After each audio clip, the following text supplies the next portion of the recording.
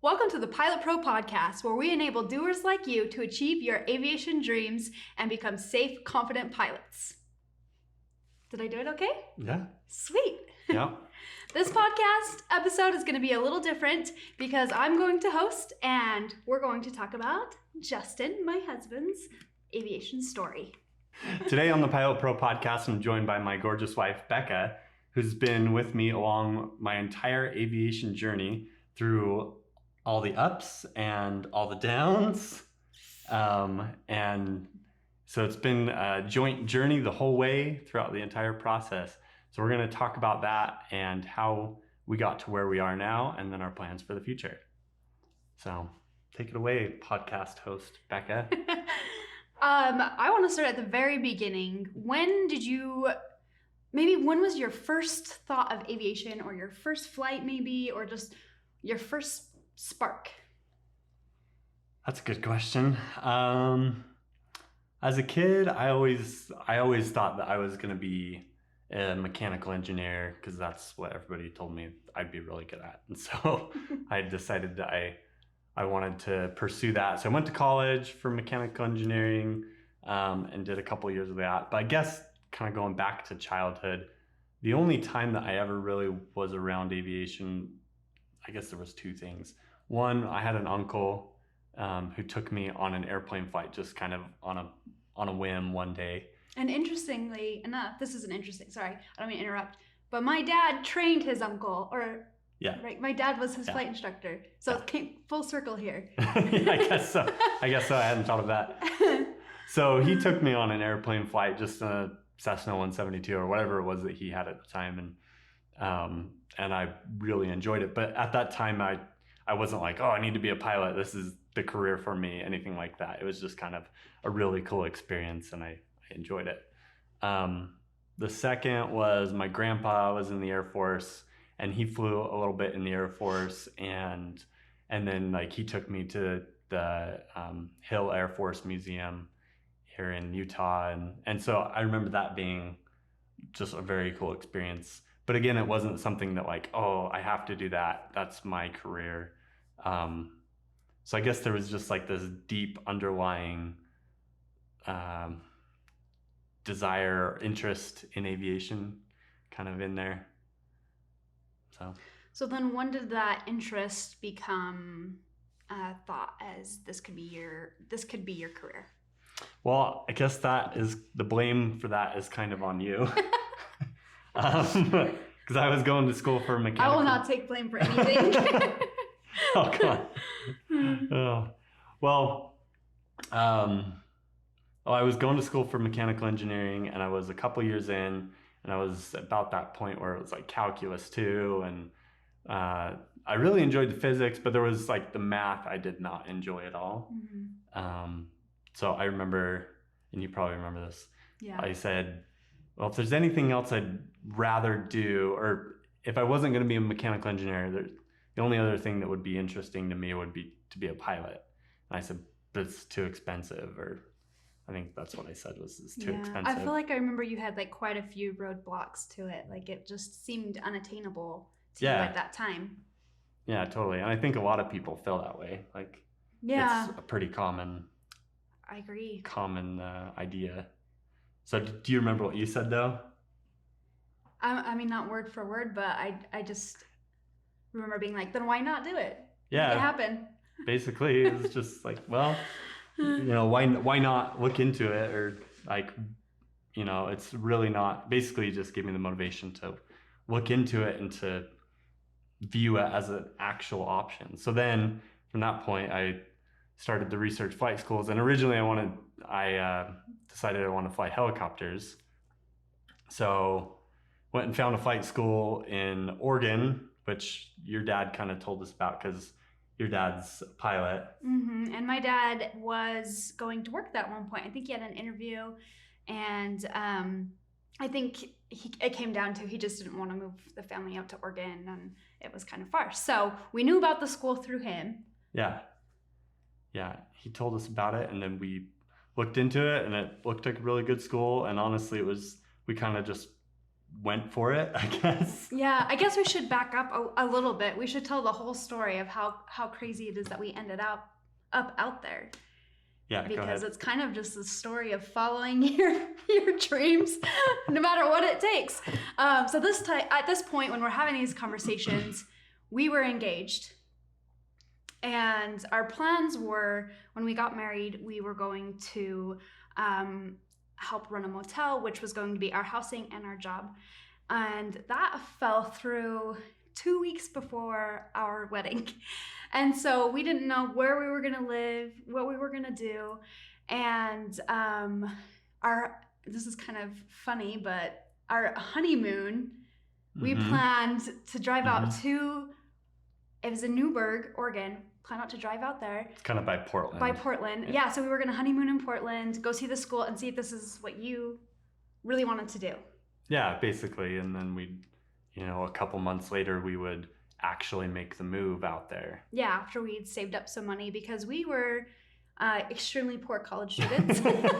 Yeah. And we're broke. Yeah, and our families weren't really in a position to help us at that point.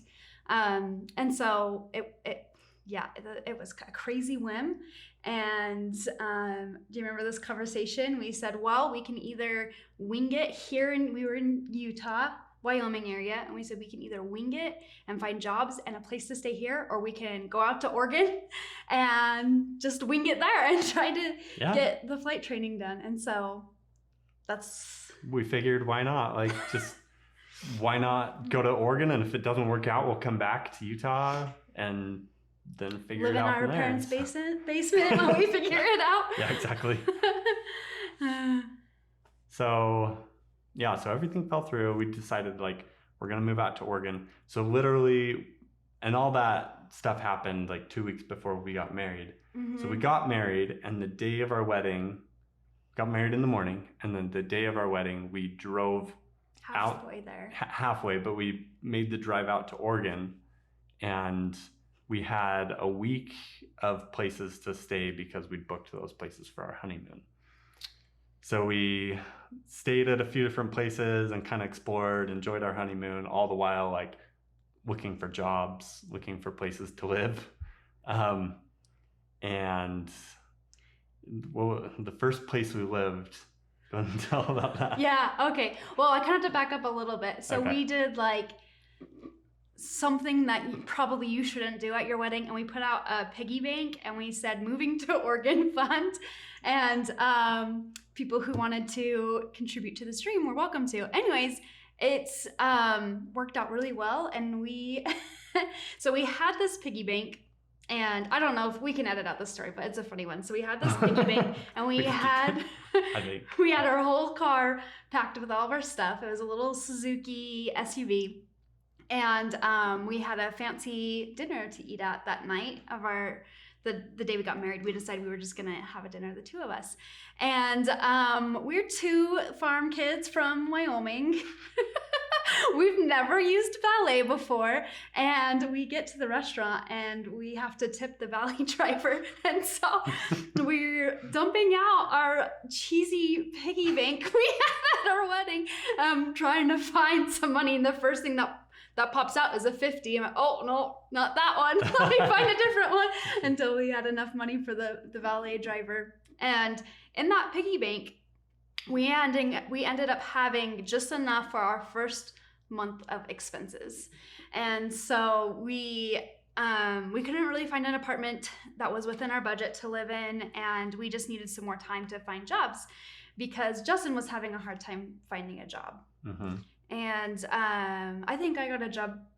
You got a job pretty quick. Pretty quick.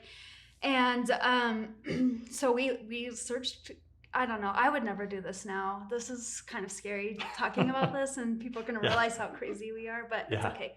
Okay, so we looked on Craigslist, and we found this lady named Phyllis, and she had a big house just outside of Portland, and she would rent out the rooms for the month because she did not want to live alone. And so we ended up living with Phyllis our first month of marriage, and she is everything that you would, like, I don't want to stereotype, but like everything that you would picture a Portland lady being, she was this. So she was a whimsical pet painter. She would paint people's pets in like a whimsical, fun. So like dogs, like flying airplanes, and cats, like driving cars and stuff. Like they were beautiful paintings. They were so fun. And she taught us everything that we needed to know about recycling, because they don't have recycling facilities in Wyoming, so we had no idea how to recycle. And now we're like, pros. Yeah, we learned everything from Phyllis, and so it was a very interesting and fun experience. And I'll let you take it from there about how touring the school went and getting a job. Yeah, well, so shout out to Phyllis if you're listening to the podcast. I'm sure she listens to aviation podcasts. Thanks for letting us live with you for a month. She called us the, what she calls the kids. She calls the kids and the honeymooners. The honeymooners. Yeah. Yeah, she was a lot of fun. So anyways, we lived with her for about a month. And during that time, Becca got a job. And then I was looking for a job, but I didn't really want to get a job just anywhere. So I went to the flight school that I wanted to work, or the flight school that I wanted to attend. And I, started to become familiar with the instructors and the other like management there. And they said, basically like, hey, we've got a line service position opening up, which is like the guy that moves the airplanes around and fuels up airplanes and kind of just the helper of the airport. So it took, I think, a month or two before that position opened up, and then I started working there. So that was very lucky, but also we just had to be kind of patient for it, and luckily we had enough to cover expenses in the meantime. I don't remember if I did anything to make money during that time, if it was just you and I was lazy, but either way, I guess it worked out. Yeah, it did work out. Yeah. So I got a job working at the flight school. But again, I didn't have money saved up to actually do flight training. So I just worked at the flight school for a while. Yeah. And maybe explain like what options there were for financing at that time. Because I feel like we explored them all. Do you remember? It's been a while. It was, so there was, let's see, when we moved out to Oregon, it was 2012, and started this whole journey. And just prior to that, in like the early 2000s, mid 2000s, there was a lot of options for flight training, like financing. And pretty much if you had a pulse, a bank would give you money and you could go get your flight training, and it was no issue. And then there was a bunch of scandals, or scams, whatever you want to call it, in the late 2000s, I think early 2010s, that basically people were ripping off banks and like, and the students as well. There was a couple of schools out there that ripped people off. Anyway, so banks became a lot more wary of lending money for flight training. And so they basically shut down anything like that unless you had a really good credit and like a really good reason for them to lend you the money.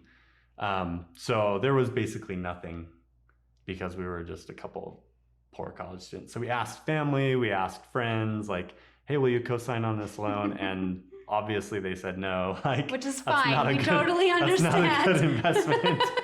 So looking back, I'm like, yeah, obviously like I'd say no too. Yeah. So we just kind of waited around and kept on looking for options, hoping that something would come up. Eventually, we kind of got lucky here. The school that I was working for and wanted to attend, they partnered with a college in Southern Oregon, and they needed some people to go through the program that weren't part of the GI Bill. And so they offered to me to finance my flight training, a loan, so I'll pay them back. It wasn't like they just gave me the money. Yeah, and I think it's important to note that this was, I mean, you'd been working there for like 2 years, and those 2 years were spent like trying to figure out how to get financing and how to make this dream happen. Yeah. We were just about to give up because we were going to give up. Yeah, because we it were was looking almost at 3 years. getting another job and Yeah. even moving back and going back to school. Yeah. Yeah. We were It was like that close to giving up. Just holding my fingers very close together if you're listening to the podcast. Yeah, because we moved out there in, I guess it was late 2012 when we moved out to Oregon. And then I didn't start flight training till, I want to say June of 2014. So it was like 2.5 years. Oh, no, that would be like 1.5 years, almost 2 years. Yeah, I remember being about 2 years. And I remember, so when you first soloed, I believe we had Bear at that time. So Bear's our son. He was born in 25th. No, Did he? because we had Bear after when I got my commercial license. Oh, okay. Sorry, I'm getting the timeline mixed up. Okay, no worries. Yeah, so moved out there late 2012, started flying mid 2014, I believe. So like 1.5 years of just working, trying to find financing, and just about to give up because neither of us were getting paid that much. It was not easy time. No. Anyways, so it was a huge blessing to us to be able to get that financing from the flight school and actually be able to start flight training. I did have some opportunities along the way where they were like breaking in an engine or, just going out for maintenance flight. And sometimes they'd be like, hey, Justin, you want to hop in and you can record. Sometimes they'd have to record, information off the flight instruments that had to do with the maintenance. And so I'd do that. And sometimes I'd get a little bit of flight time. And that was a big advantage. I did get to go in the simulator a couple, like fairly regularly and just play around on the simulator. So that helped out too. That eventually saved me money, those kind of things. So anything else that you can think of to add there? Do you know how much time you were able to log just by being around aircraft? It wasn't a lot, maybe like 10 hours. Okay. Yeah. But I was surrounded, and I think this was a huge factor in like being able to progress through my flight training quickly was for that 1.5 years, I was surrounded by pilots and aviation. And so I knew like everything. And Becca can attest that I was really annoying with I'd come home every day. You're not still? Maybe less so now, hopefully. I'd come home every day and have some cool new aerodynamic thing to tell her about like, oh my gosh, did you know this is how auto rotation in the helicopter works? Like, yeah, you were always training me on things which, right over my head, but. So, I mean, I got to learn all the ins and outs of aviation. I learned, everything about instrument training, and like I knew all the knowledge before I even started any of the training, which was a huge help. Well, and I think also like it's important to note that just being around people who are in aviation, like that's what gave you your opportunity to get that financing. Yeah. So if you hadn't have gotten that line job and just stuck it through, like you wouldn't have even known of that opportunity. So I think it's important, like if this is your dream, just to be constantly surrounding yourself by aviation and people in that line of work, because eventually it'll work out for you. Yeah, which was really hard and it really sucked at times. Yeah. But so, I mean, really, I wouldn't recommend for everybody to do that. Like that's like, if you are solid, aviation is what you want to do, then yeah, surround yourself with it, get mixed in with people that love aviation and then prove to them that you're serious about it and that you want to be amazing at it. Yeah. So, what next? Gosh. I don't know. I was going to go through my timeline here. So let's see. So I mean, I don't know there's anything really remarkable to say about my flight training. I went through and, got it all done in the typical year or so, private to CFII or whatever. Yeah, and helicopters. And I want to brag about you for a little bit because he did everything in the FAA minimums. So for anybody listening to this podcast, what advice would you, obviously not well, I guess what advice would you have for somebody who wants to get into aviation and almost, I don't know, what am I trying to ask? Wants to save money by studying beforehand. So what tips would you have to, for somebody who wants to get it done in as little time as possible? Well, I guess there's a few things. So first off, I wouldn't like get obsessed with like the idea of getting your license in the minimums, because everybody's different. Everybody's learning style is different. Like I was able to do it just because of the fact that I was surrounded by aviation so much. And so like the concepts were in my head, like, and how do I explain you do this? retain information super well. Yeah. Yeah. And I've always been good, like hands-on, you know, like mechanical type stuff.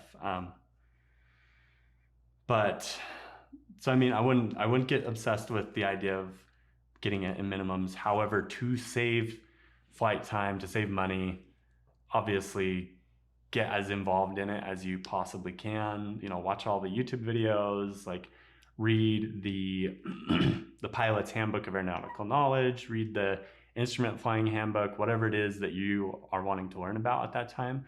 Like just get obsessed with it and really get into it. Sorry, I had one other thought that I'm trying to remember here.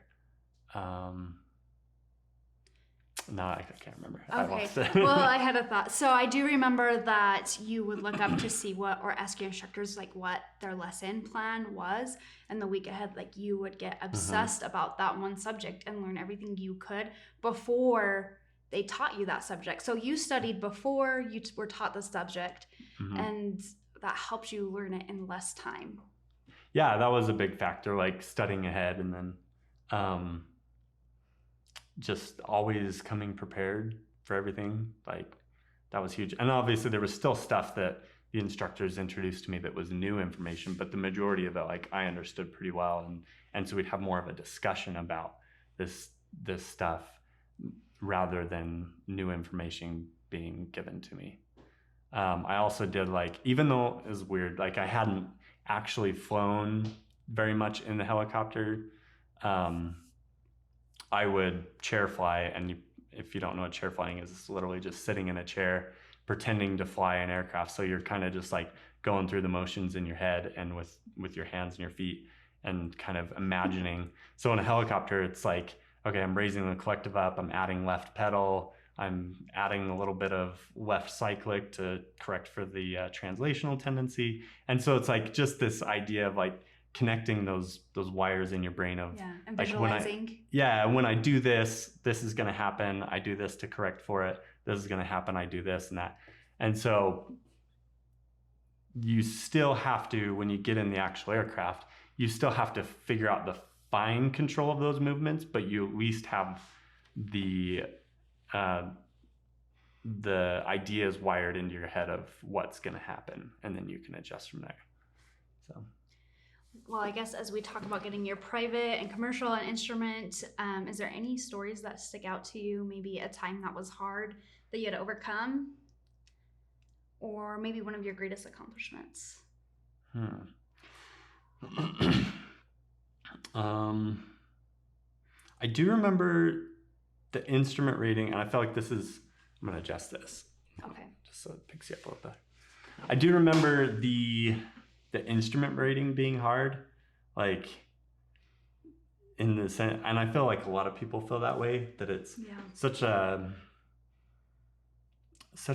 foreign concept. You go from your private pilot rating, you know, flying by looking at everything physically and like just very hands-on, to your instrument rating where you're not only trying to control an aircraft, but you're also trying to like pull your head out of the cockpit and like look at yourself on like a map, almost like a virtual map in your head of like, where am I on this big picture, and you know, how do I figure out how I'm oriented in space in my aircraft. And so it's kind of difficult, and you're supposed to pull all that information from the instruments in front of you, and it's really complex at first. So if you're going through your instrument rating, it's extremely difficult. That's totally normal. but it'll just click like at some point, and then all of a sudden like instrument goes from really sucking to being really fun, because it's like, oh, I can do this whole flight from takeoff to landing theoretically in the clouds. And so it's kind of empowering, I guess, when you do get it, that it just becomes fun. And now that's what I do every single day. Like I go fly jets, and if you're new to the podcast, I fly the Embraer 175 for SkyWest Airlines. So I'm doing that every single day that I'm flying, and it's just a lot of fun. So yeah. And maybe talk about check rides, because everybody, I feel like, okay, whenever we get to dinner, go to dinner with aviation people, all they talk about is aviation, and check rides always comes up, I feel like. Yeah, check rides. So check rides are basically the test. Like you've done all your training for, say, your private pilot license or your commercial license, whatever it is. You've done all your training, and then you go for a check ride with a designated pilot examiner from the FAA, and they are there to assess your ability, make sure that you're going to be a safe pilot, and then they are the ones that sign you off and give you your license at the end of it, assuming that you passed. And I counted it up a while ago, I think I've had like 11 or 12 check rides now, huh? And that doesn't count like my recurrent training for SkyWest. It's all just my initial check rides, because I had all my helicopter stuff, I had all my airplane stuff, multi-engine, and then my ATP.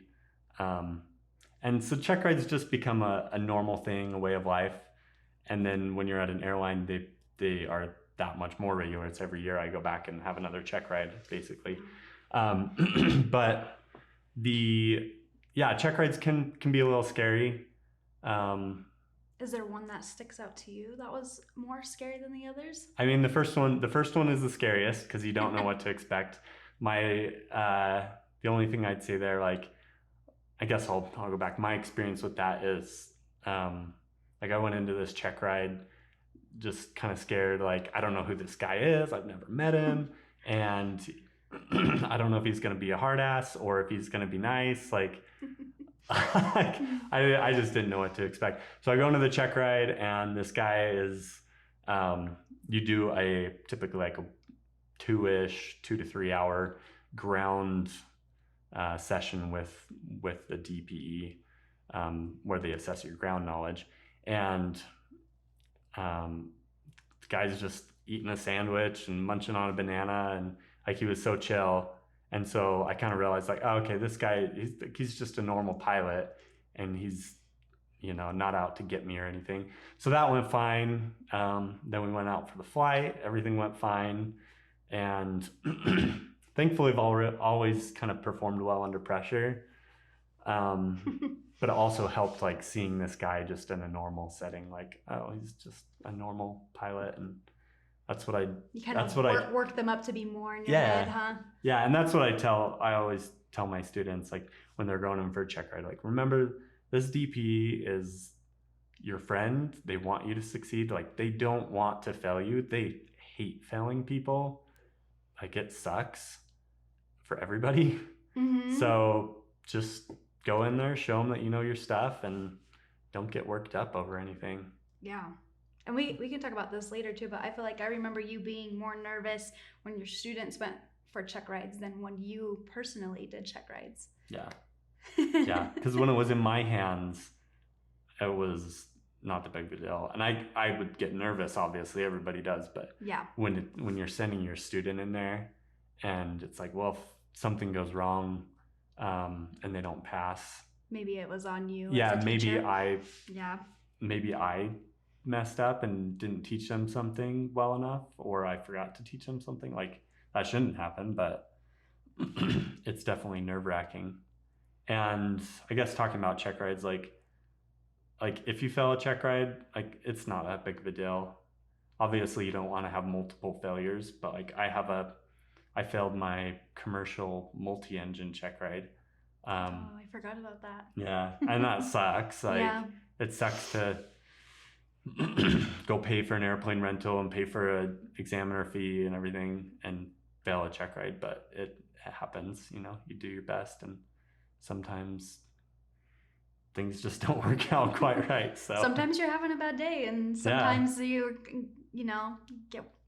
work it up to be more in your head and then stress gets to you.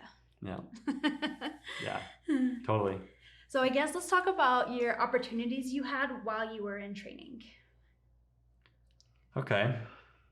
As far as jobs go. Yeah. So we did a lot of cool stuff. The flight school, there's flight schools out there that are just like your pilot factories, I guess you'd call them. Sometimes it's easier to get financing at those. Yeah, like they have their advantages. Yeah, so totally. there's especially in today's world, I feel like there's more financing options than there were 8 or 9 years ago when we went through this process. Yeah. Things have started opening up again. It's still not easy, but there are options. Anyway, so there's pilot factories like UND, Embry-Riddle, ATP, and again, that's not a bad thing. Like you can go there and they partner with schools too, so you get your degree at the same time, right? Yeah, so they're great programs. The school that I went to was really small, and so we had a lot of flexibility. How many students were there, would you say, at that school? It depended on the time, but maybe 20. Okay. 20, maybe 30 at the most. Yeah. The flight school that I went to and then worked at was, it was smaller, and so we had like a lot of opportunities to come up to do some really cool things. Like I got to do formation flight for a photo shoot with other helicopter pilots, like flying all of our helicopters around the countryside. That was a lot of fun. And then I can't remember all of them. Christmas trees was a fun one. I didn't ever actually fly the Christmas trees, but we got to go out. I did support, so I drove the fuel truck around, and we would basically pick up bundles of Christmas trees and move them from the hillsides into the dump trucks. Sling them. So it was really cool. If you ever if you haven't heard of Christmas tree harvesting with helicopters, go look it up on YouTube. It's pretty sweet. Yeah, it's wild. And you never did any of these ones, but they would also cherries cannot get water on them, and so they would take the helicopters, and these helicopters would act at like a big blow dryer, and they would take the helicopters to dry all the water off the cherries. And I find that interesting. So if anybody's looking into helicopter work, that's something that's out there. Yeah. Yeah, there's a lot of cool stuff you can do. The coolest one that I think I've done is firefighting. So the company in particular was Helicopter Transport Services, needed co-pilots to fly the Sky Crane, which again, if you don't know what the Sky Crane is, go look it up. It's a CH-54, Sikorsky CH-54 Sky Crane. And it's just a massive helicopter. It's 40-something thousand pounds max gross weight. So it's big helicopter, and you're sucking up water in this big giant like 18-inch round tube. So you go hover over the pond, stick the tube down in the water, and then you are sucking up water, and you're sucking up about 2,000 gallons a minute, and then you go and drop that on the fire, and you just do that over and over all day. And I only got like 50 hours in the helicopter, but it was a lot of fun. And at this point, you just had your commercial license. Mm-hmm. Is that right? Yeah, so it was really interesting. They called me, I think when I was on a trip, just a family trip, and I didn't quite have my commercial pilot certificate yet, but I was like a week away from getting it, and they called me. They said, "Do you have your commercial certificate yet?" I'm like, "No, not yet." Like, "Well, hurry and get it, because we want to send you out on fires, and you'll get paid really well." And I was like, "Sweet." So I went home, got my check ride done, and then went out like 2 days later and fought fires. I forgot about in that. Northern California. That's crazy. That's wild. Yeah. And what did you like about that job? It was something different. It was exciting. Like, and everybody that I tell about it, that I've done it, like, everybody just thinks that's so cool, because how many people get to fly a Sky Crane and dump thousands of gallons of water on fires, like, as a 150-hour commercial pilot. So it was just a very unique experience. Yeah. Do you feel like it was a safe job? Yeah. It's not as obviously safe as flying for the airlines, but I never really felt in danger doing that. Like, I feel like you were grounded a lot when it was too smoky and. Yeah, like we wouldn't fly if the weather was too bad or anything. So there was a lot of times where like we just sat on the ground and waited. Yeah. So yeah. Trying to think any other opportunities. We got to go out to Oshkosh a couple times. Oh, right. Yeah, both of us times. got to go out. So I actually ended up working for the company as well, for the training school. So I mostly just did graphic design for them and put together their training website. Mm-hmm. So we got to work together for a while, which was great. Yeah, it was a lot of fun. So we got to go out to Oshkosh to represent the company and to act as, I guess I wouldn't say spokespeople, but we would talk to potential students that would come by the booth in Oshkosh and companies that were interested in buying the Cabri. Oh, that's right. Because the school was one of the only places to have the Cabri at that time. Yeah. So yeah, we were selling the helicopter for the company because they were the dealer for this new type of helicopter, the Guimbal Cabri G2. And then we were also advertising the school out there for new students. Yeah. So we did that 2 years in a row, which Oshkosh is amazing. Yeah. Even as somebody who, I guess I probably know more than the average person about aviation, but just as a bystander that knows nothing, it was awesome. Yeah. So cool. Yeah.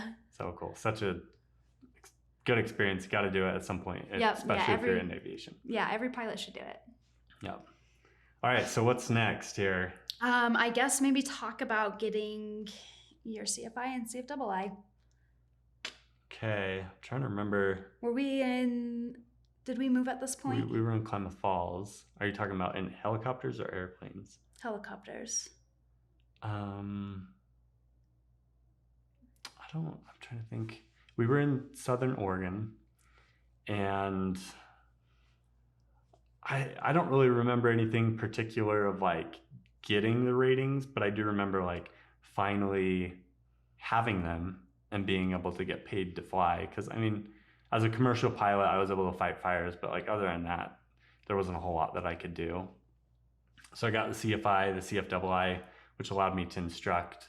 And so that's kind of a weird shift to go from the student to now the instructor and realizing like, oh my gosh, I'm the most qualified, most experienced person in this helicopter. Like if anything goes to crap, I'm responsible to save it. So as somebody who isn't in aviation, that doesn't really make sense to me. Do you know why it's done that way?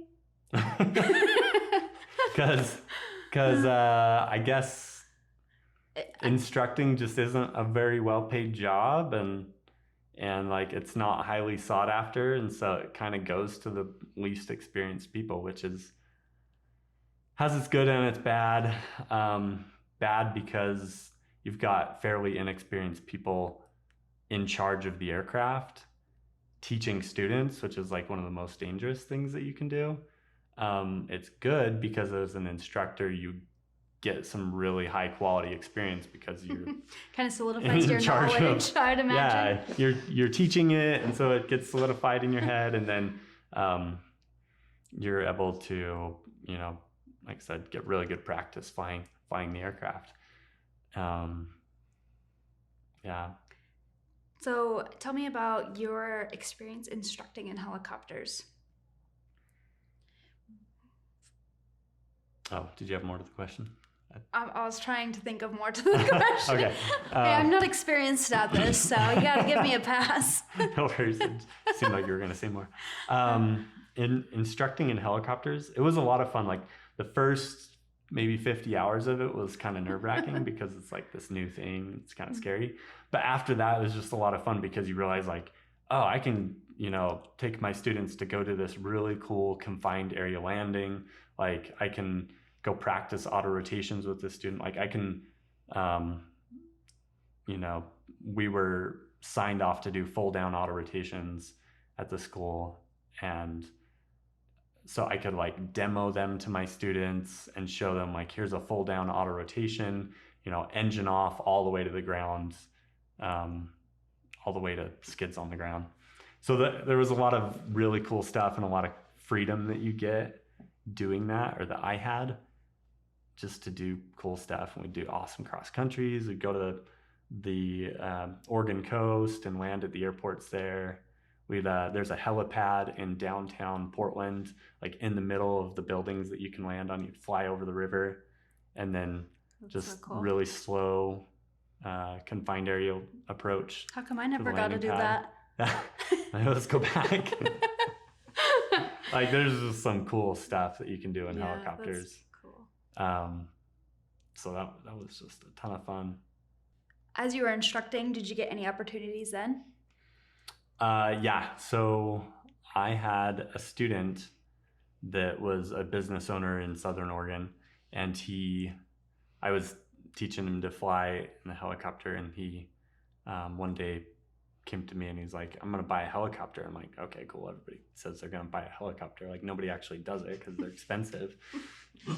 So I just kind of wrote it off. For reference here? Well, he called me like a week later and he's like, Justin, come over. I'm bidding on this helicopter. I'm about to buy it. I'm like, okay, cool. So I go over to his office, and it's a Bell 206. It was like a 1978. So it's an older helicopter, but it was very well maintained.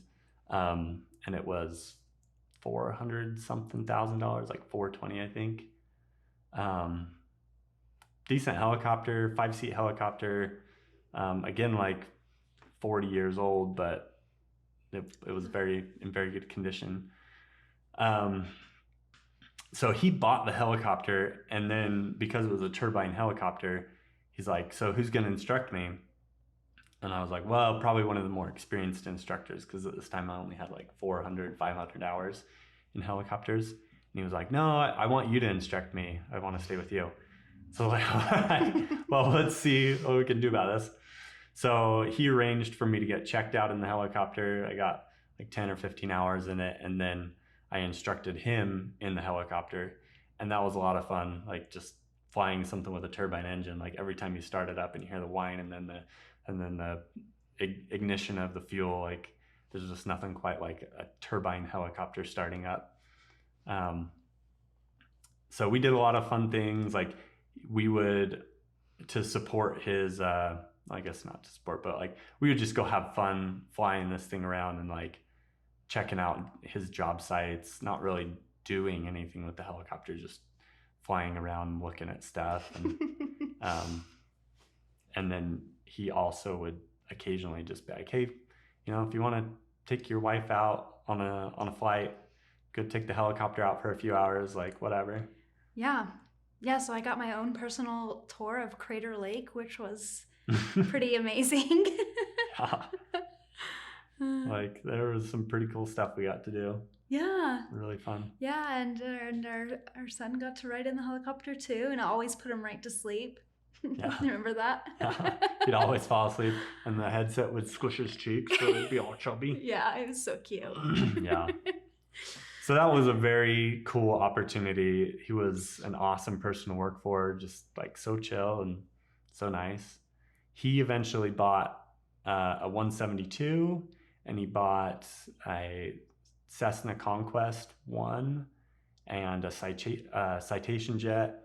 I don't remember what I think it was a Citation 2. And he said, you know, do you want to fly the airplanes for me? And I was like, well, yeah, sure, be dual rated. So he helped me get my airplane ratings. And I got my private airplane, commercial airplane, instrument airplane. And then I was working on my commercial multi-engine. And then at that point, I talked to him about like going more full-time working for him. And he was like, the opportunity is just not really there. Like, and I was only flying maybe 10, 15 hours a month for him. And so I said, like, I don't think this is going to work out. Like, my career goals are to build more flight time and be more marketable. And so we both agreed that wasn't going to be the best opportunity. So I Yeah, paid him and that back. was hard. That was hard because we really, really liked him. It was hard Yeah. to tell him that. I know that. I don't know. Maybe you can talk about that. That was difficult to tell him. Yeah, it was just hard to leave like a good employer and a friend, and but you kind of have to go after the flight hours in this career. You kind of have to go after what gives you the most opportunity in an aircraft. Yeah. So it was good. Like we left on good terms, and that kind of gave me the nudge into flying airplanes. And I saw like, hey, this path will probably be better for my family and for me personally. Like, and I found that I really enjoyed flying airplanes. Like it was more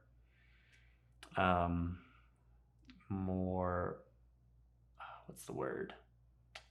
Structured, but I really enjoyed like the instrument flying aspect of it. So kind of like we do in the airlines, where the typical helicopter pilot hardly ever flies instruments.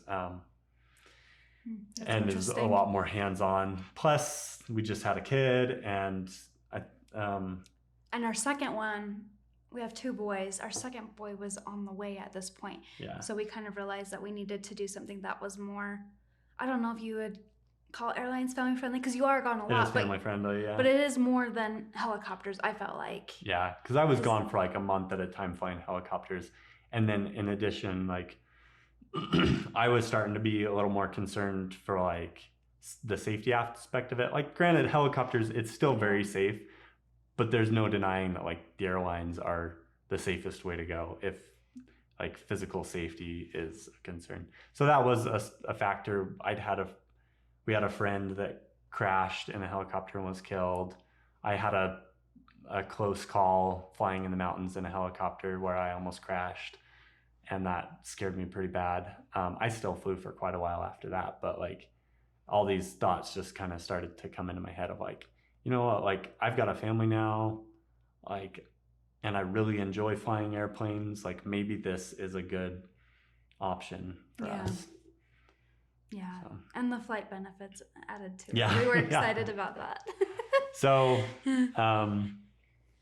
we decided to pursue the airlines from that from that point on. Yeah.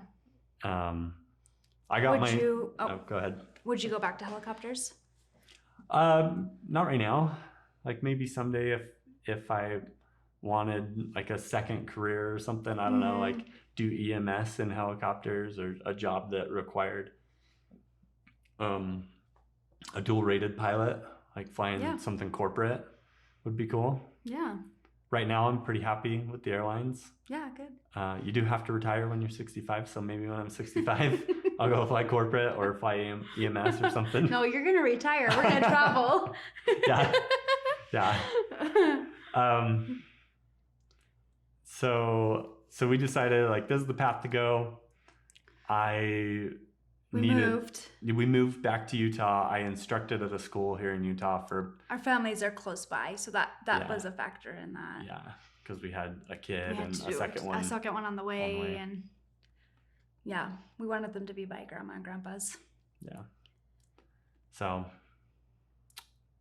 yeah, I guess we're from there. Okay, so we took another leap of faith, moved out to Utah, and you still needed one more rating, right? Well, I needed my CFI, my flight instructor in airplanes. Oh, in airplanes. Okay, yeah. Yeah. And so how did you find the school that you went to? What was your deciding factor? Well, I guess your dad kind of put us onto this one as well. I guess he kind of points us in the right direction. So he worked for a short time for a flight school in Bountiful and told me about them. Right. And they were, again, a very cool flight school that wasn't your typical flight school, I guess. So. And I feel like the financing options were easier there. Was that one of the deciding factors? Yeah, I mean that helped for sure. Yeah. They were just a good school all around, that they kind of understood my situation too. Like, hey, I'm probably only going to be here like a year, if that. and then I'm gonna be gone. And they were like, to the airlines. yeah, and they were pretty cool with that. Yeah. So I flight instructed there for about a year, made a ton of friends, and had some really cool experiences flying there. It was kind of a similar vibe to the flight school that I had in Oregon, where it was just very chill. Like, we could go where we wanted on cross countries. Like, we could kind of do what we wanted, and just really have a lot of fun. So tell me about your transition from flight training, or I guess flight instructing, because you instructed for a while, to getting an actual airline job. Okay. I kind of had like some, I don't know what you'd call it. The flight school that I went to had a connection with SkyWest Airlines. They had the SkyWest cadet program, I think is what it's called. That's right. So essentially, like, the cadet program, and a lot of regional airlines have something similar to this, where they let you go to a short training at their headquarters, and then you become a cadet for the airline, which allows you to start gaining some seniority. And basically, you're gaining seniority that will help you with your travel benefits and with certain bonuses that the airline offers. Like, for example, SkyWest offers I can't remember what it's called, but they offer a bonus that you only get after you've been employed there for 1 year. And then they offer another one that is only available after you've been there for 2 years. So joining the cadet program early helped to build seniority towards that before I even was flying for the airline. So I knew from that, like, okay, I'd gone to this training with SkyWest, I was a cadet, and I saw, like, okay, I really like SkyWest, I'm gonna go that route. So I got into SkyWest as a cadet in June of 2018, and then in February of 2019, I actually got hired on as a first officer. And at the time, the process was pretty straightforward. I submitted my application a couple months in advance of when I knew I'd get my 1,500 hours, and I said, hey, I'm going to have my 1,500 hours by this date. They called, like, pretty shortly thereafter. They called me. I did an interview with them. Interview went pretty well. Like, they needed pilots pretty bad too at that time. Like, so they were interviewing lots of people. And so then they offered me the job on the condition that I got my 1,500 hours complete. I did that and actually got hired in February 2019 as a first officer. So when you get hired by the airline, there's, like 3 months, 2.5 months of training before you actually go fly an airplane. Yeah. It's quite a process. Yeah, I feel like they said it was 8 weeks, but it ended up being longer for some reason. Because there was like a couple weeks in between the two, like some of the training. So yeah, it was about 2.5 months of like training and training pay. Yeah. So you do like a in-dock, they call it in-dock training, which is just your introduction. Well, I back up a little bit. They do, for most applicants, what's called an ATP CTP, which is where you get your airline transport pilot certificate, or your written test endorsement to take the written test. So that's I want to say a 1 week or 2 week class. I want to say 2 weeks. At the end of that, you go take your written test for your ATP. And then after that, there's in-dock, which is another week or 2. And that's your introduction to the airline world, all of the airline regulations, crew rest, airline specific, like that company specific rules and regulations and practices that they have. And then from there, you go into your ground training for the actual aircraft that you're going to fly. And that lasts a couple weeks. And then after that, you go into your simulator training for the aircraft, which takes a few weeks as well. Doing typically 1 flight a day, like 4 to 5 days a week. So it's quite a process to get your to get all the training done. And you had to be actually start. 100% in it. Like there was almost no contact outside of like, because he just was always studying, and it was really intense. Yeah, it is really intense. It was a lot. I remember for you. So, but it was worth it, I think. Yeah, because then you start, and it's funny, you go from this simulated world where pretty much everything's controlled, and like you don't have the real world factors of like tons of people talking on the radio and like stuff going wrong all the time that is just totally out of the norm. So you get in the actual airplane, and now you've got additional responsibilities like talking to passengers, like resolving issues with flight attendants or ground personnel. And it's a huge learning curve to go from the simulator to the actual airplane. Can I tell a story of your landing? Yeah, go for it. Okay, so what is it called when you're like for first couple weeks of flying in the airplane with the? It's called Initial Operating Experience. Okay, yeah, that's. Or IOE. And you're flying with basically like a captain who's also an instructor, and kind of doing your first week. And the boys and I were able to get standby seats on not your first landing, but your second landing. Well, it was my first landing because we flew. My first flight, the captain flew, and then. Oh, okay. So it was your first landing ever. Or maybe it was. I don't remember. It was one of my first ones. Yeah. Okay. So it was from Salt Lake to somewhere in California. I think Long Beach. And so the boys and I rode along, and I gotta tell you, like, that is the coolest experience to like just see Justin work through so hard for this dream, and then to sorry, I'm getting emotional, and then to hear him over the what do you call that? The intercom, like in his pilot voice, and it was just like, oh my gosh, that was worth it. That made it all worth it. And oh man, sorry. 7 years of pain and suffering. It wasn't all bad. Yeah, it wasn't all bad. And you've had really great opportunities, so it's been an incredible experience. But I don't know, just to like see you in your element and like just hear your voice, and like, oh, it was amazing. But the landing wasn't quite as amazing. So, what are you talking about? So we are coming into Long Beach, and I'm like, I get a little bit of anxiety about landings anyway, and so I'm like, oh, like breathing and like, okay, here we go, we're gonna land. And oh man, it was a slam.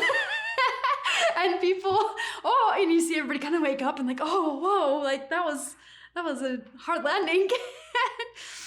And being the supportive, I wanted to be a really supportive wife and like, you know, kind of talk him up a little bit. So when we're getting off the plane, the captain looks at me and he says, "So how'd he do?" And I was like, "Oh, he did amazing. That was great." And the captain just busted up laughing.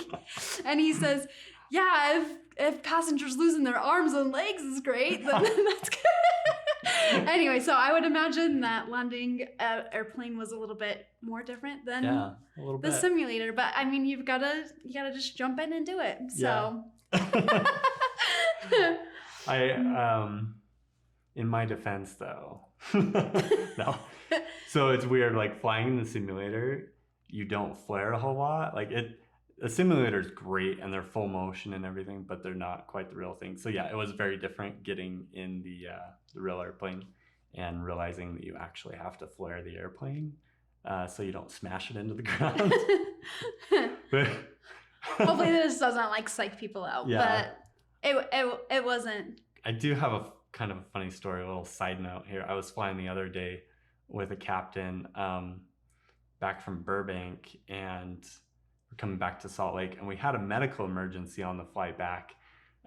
Somebody had a seizure on the airplane, and we're talking to the flight attendants, and we're like, do we need to divert and stuff? And there was a doctor on board, and the doctor and the passenger, after she came out of the seizure, both decided like, no, let's just continue to Salt Lake. This is fairly normal.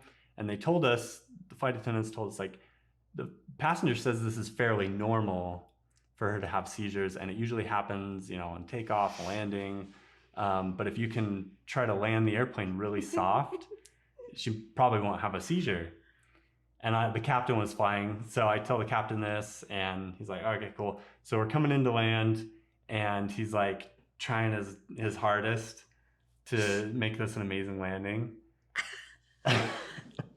And so he starts to flare, and you get this countdown when you're coming in to land. It counts down how high you are above the ground, so in feet. So it says 50, 40, 30, 20, 10, and he's flaring at about 20, and he flares a little too much, and he's trying to finesse it down, and he runs out of airspeed at about the 10 foot, and the aircraft just boom, just hit so hard. It was probably maybe second to my first landing where it was rough, but it was probably the hardest landing I've ever had in the airplane.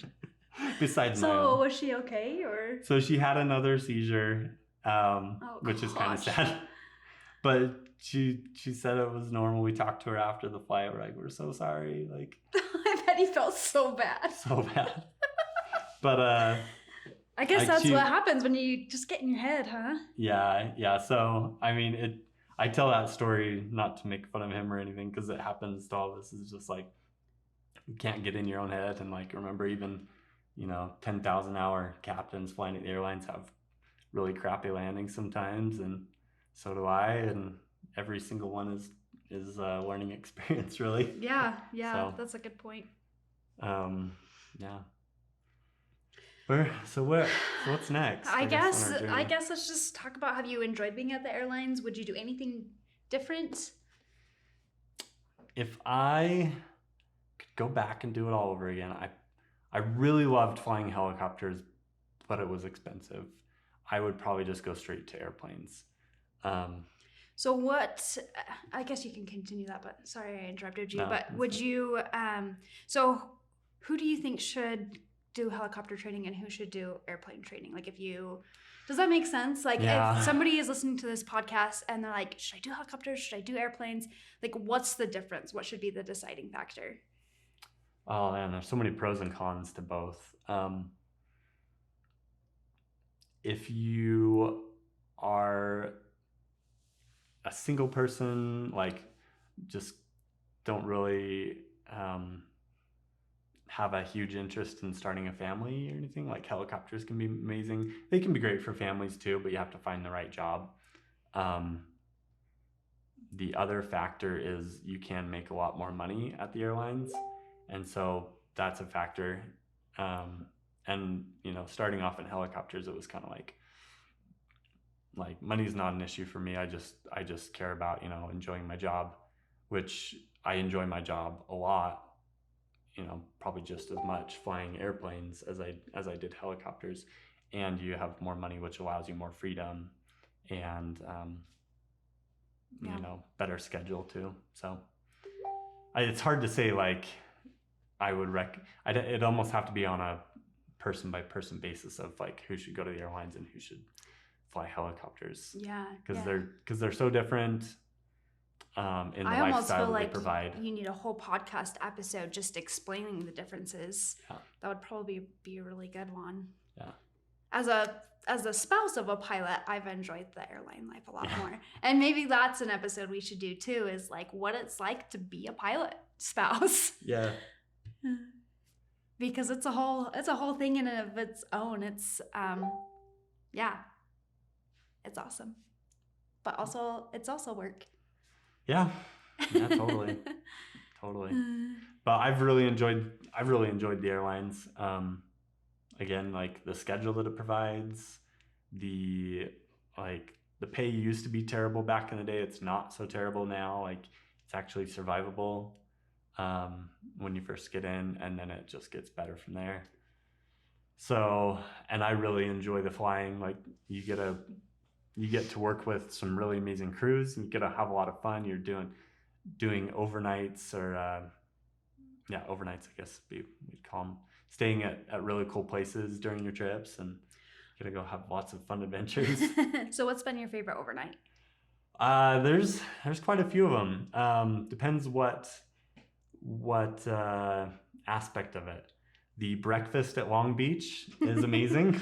Oh, Highly that's recommend, where we went. It was recommend good. it. Is the Your first landing was the there. Ayers Hotel, I think. Yeah, they Ayers make like Long really Beach. thick French toast. It was And really good. it's good. My favorite places to go, there's San Luis Obispo. We stay right on the beach. Yeah, and I've been to that one with you. Mm-hmm. That one was amazing. It's right on the cliffs. It's beautiful.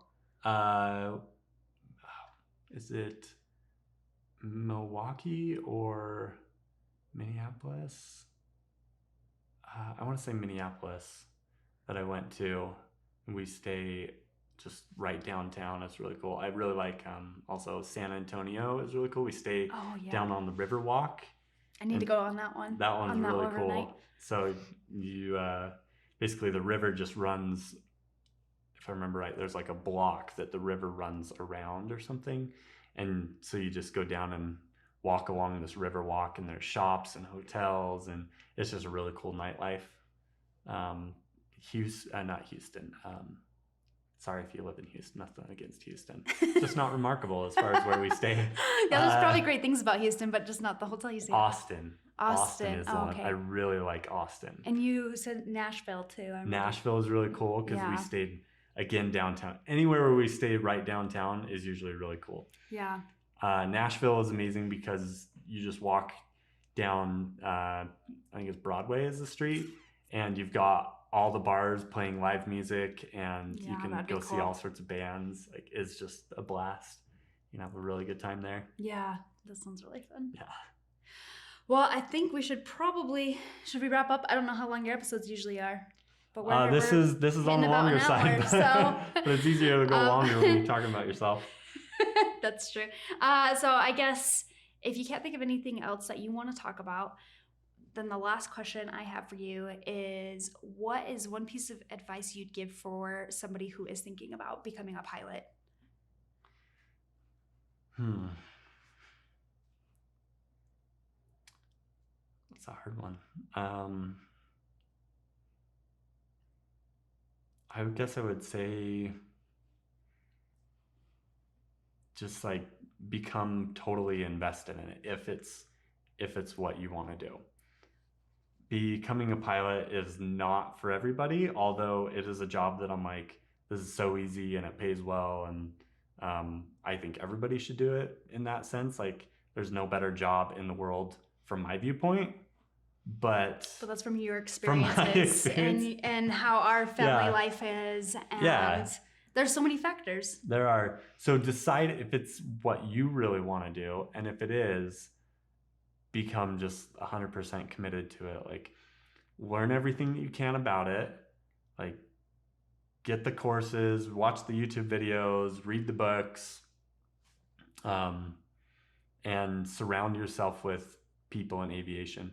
Like, most pilots are really cool, really chill, especially in smaller towns. You can go down to the airport and go walk into they're called FBOs, but basically just the flight school there or whatever, and just be like, hey, I want to get around aviation. Like, can you show me the airplanes? Or like, I just want to like get around it. And you'll meet some really cool people and get some really cool opportunities from being there. Like, people will offer to take you for flights. Like, people will offer to show you the airplanes. Like, pilots love showing this stuff off. Yeah, well, it's because like anybody who's a pilot like had to get there by being passionate. Mm-hmm. So it's like any pilot you meet is going to just be passionate and be willing to share what they know, I think that's amazing. Yeah. Become so involved in it that people can't ignore you, and like, just, I wouldn't say make it your life, but just do everything that you can in that sense within reason. Like, don't ignore your family altogether. Don't not eat and stuff, but like, do everything within reason to work towards becoming a pilot, and you'll be surprised at the opportunities that present themselves to you. So. Yeah, I love that advice. And thank you for coming on your podcast today. And thanks for having me. It's been a pleasure hosting. Yeah. yeah, thanks for hosting for me. Yeah. It's been fun to have a podcast with you.